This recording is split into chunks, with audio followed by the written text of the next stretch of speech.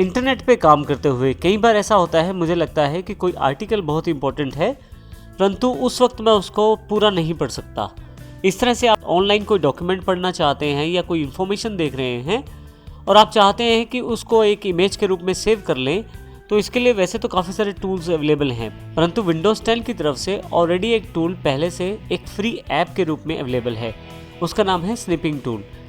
जैसे कि यहाँ पे मैं एक पेज पढ़ रहा हूँ और मुझे लगता है कि मुझे ये जो इन्फॉर्मेशन है अपने पास कॉपी या पेस्ट करके रखनी है।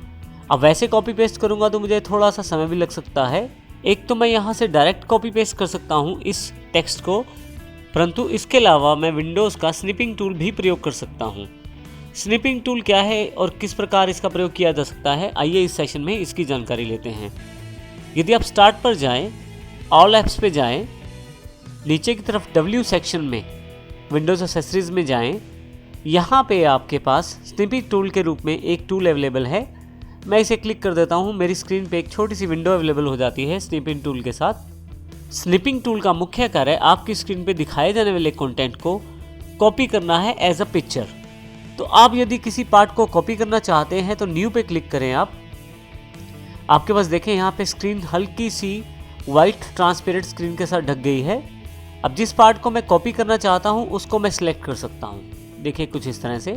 जैसे ही आप हटते हैं इस सिलेक्शन के बाद आपके पास यहाँ पे वो कट किया हुआ पार्ट अवेलेबल हो जाता है स्निपिंग टूल के प्रीव्यू विंडो में।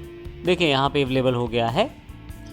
आप चाहें तो इस फाइल को सेव कर सकते हैं बाद में प्रयोग के लिए, जो कि PNG फॉर्मेट में इसको सेव किया जाएगा। जैसे मैं इसको कैप्चर 1 के नाम से सेव कर देता हूँ। इस तरह से आप आसानी से किसी भी कंटेंट को आप एज अ पिक्चर अपने पास कॉपी कर सकते हैं और उसको अपने पास आसानी से सेव भी कर सकते हैं। मैं यहाँ इसको क्लोज कर देता हूँ। अब मान लीजिए मुझे यहाँ पे इस स्लाइडर्स की पिक्चर्स को कॉपी करना है। अब यहाँ पे एक आसान तरीका वही स्निपिंग टूल है हमारे पास। स्निपिंग टूल को खोलने के लिए हम यहाँ सर्च टेक्स्ट बॉक्स का प्रयोग भी कर सकते हैं। यहाँ क्लिक करें और स्निपिंग टूल लिखना शुरू करें। जैसे ही आप लिखेंगे यहाँ बेस्ट मैच में desktop app snipping tool available हो जाएगा। मैं क्लिक कर देता हूँ इसे। आप देखेंगे कि फिर से वही बॉक्स अवेलेबल हो गया है स्निपिंग टूल्स के टूल्स के साथ। अब यहाँ पे आपके पास अभी जैसे हमने पहले किया था, अब मैं इन स्लाइडर्स को सिलेक्ट करना चाहता हूँ। यहाँ कॉर्नर पे यदि ड्रॉप डाउन बॉक्स पे क्लिक करें तो आपके पास काफ़ी सारे ऑप्शन अवेलेबल हैं सिलेक्शन के लिए। जैसे फ्री फॉर्म स्निपिंग किया था हमने, फ्री फ्रॉम स्निप में आपके पास माउस आप अपनी मर्जी से घुमा सकते हैं। जैसे कि मैं अपनी मर्जी से जो एरिया चाहता हूँ वो कॉपी कर सकता हूँ। अभी मैं इसको सेव नहीं करना चाहता हूँ तो यहाँ से नो कर देता हूँ। फिर से स्निपिंग टूल खोल लेता हूँ यहाँ से मैं। यदि ड्रॉप डाउन पे क्लिक करें तो नीचे वाला ऑप्शन रेक्टेंगुलर स्निप का है। यहाँ मैं सिलेक्ट कर सकता हूँ रेक्टेंगुलर वाइज। देखिए यहाँ मैं सिलेक्ट करता हूँ। अब देखेंगे कितनी आसानी से मेरे पास पिक्चर जो है स्निपिंग टूल विंडो के अंतर्गत अवेलेबल हो गया है। अब मैं इसको आसानी से सेव कर सकता हूँ। मैं इसको भी सेव नहीं करना चाहता, नो कर देता हूँ अभी। फिर से स्निपिंग टूल में नेक्स्ट ऑप्शन जो अवेलेबल है वो विंडो स्निप के रूप में है। विंडो स्निप को समझने के लिए यहाँ से मैं अभी इसका साइज छोटा कर देता हूँ माइक्रोसॉफ्ट एज का।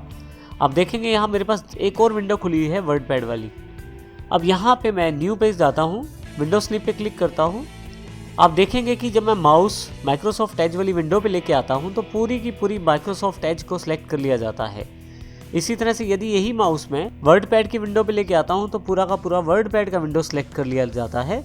यदि आप किसी ऐप की इमेज को टूल के साथ ही कॉपी करना चाहते हैं तो केवल उस सॉफ्टवेयर पे जाके क्लिक कर दीजिए। आप देखेंगे कि यहाँ पे टूल्स के साथ उसको कॉपी कर लिया गया है और साथ में यहाँ पे एक इमेज बना दी गई है। इस प्रकार आप विंडो स्निप का प्रयोग कर सकते हैं।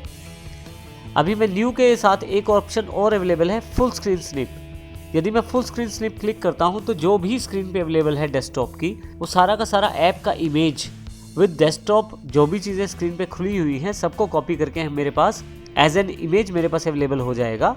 मैं चाहूँ तो इसको सेव कर सकता हूँ सेव स्निप के साथ और फाइल का नाम रख सकता हूँ कैप्चर 2।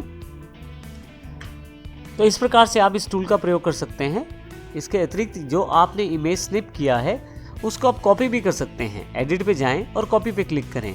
अब आप किसी भी सॉफ्टवेयर जहां पे आप पेस्ट कर सकते हैं वहां आ जाएं। जैसे मैं यहां पे एंटर करके जगह बना लेता हूं और यहां से आप पेस्ट पे क्लिक कर दें। आपकी वो इमेज देखें यहाँ पे भी पेस्ट हो गई है। इस प्रकार टूल सेक्शन में आपके पास पेन है। पेन का आप कलर डिसाइड कर सकते हैं, रेड, ब्लू, ब्लैक या जो भी कलर आप डिसाइड करना चाहते हैं कस्टम पेन से। आपके पास हाइलाइटर अवेलेबल है, आप हाइलाइटर से हाईलाइट कर सकते हैं किसी विंडो के किसी सेक्शन को।